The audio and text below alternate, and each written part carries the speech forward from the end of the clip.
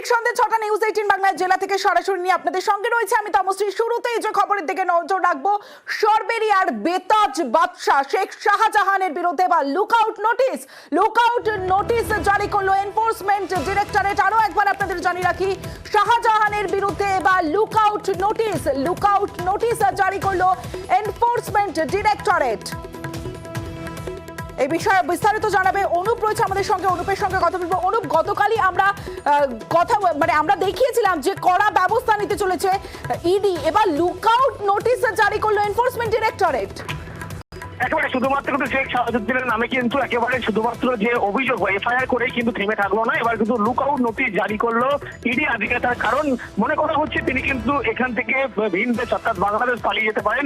সেই জন্য সীমান্তবর্তী এলাকা পাশাপাশি একেবারে কলকাতা বিমানবন্দর সহ বিভিন্ন জায়গায় লুকআউট নোটিশ কিন্তু জারি করা হয়েছে এবং সেই নোটিশ পাঠানো হয়েছে।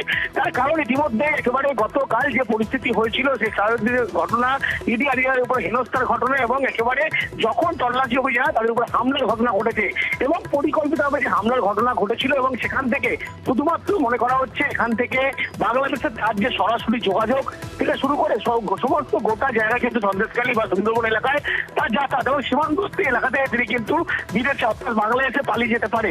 সেই কারণেই ইডির পক্ষ থেকে লুকআউট নোটিশ জারি করে শুধুমাত্র এফআইআর করেই থেমে থাকলো না। এর আগে দেখা গেছিল রাজ্যের ডিজি পাশাপাশি বসিরহাটের যে এসপি তাদেরকে কিন্তু চিঠি মেইল করা হয়েছিল ইডির পক্ষ থেকে।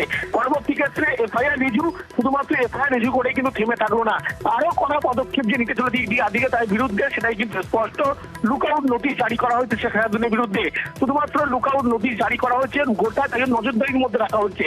তার কারণ ইডি কোথা থেকে মনে করছে কোথাও থেকে তিনি কিন্তু একেবারে এখান থেকে বাংলাদেশ পালিয়ে যাওয়ার ছক করছেন এবং সেখানে পালিয়ে যেতে পারে। সেই কারণে কিন্তু লুকআউট নোটিশ জারি করা হয়েছে, এমনটাই কিন্তু ইডি সূত্রপাত খবর। বেশ অনুপ।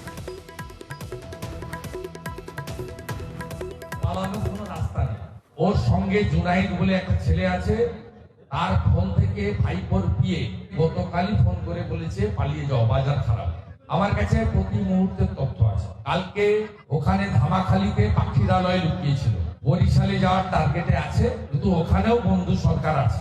এদের অবস্থা যা হওয়ার তাই হবে।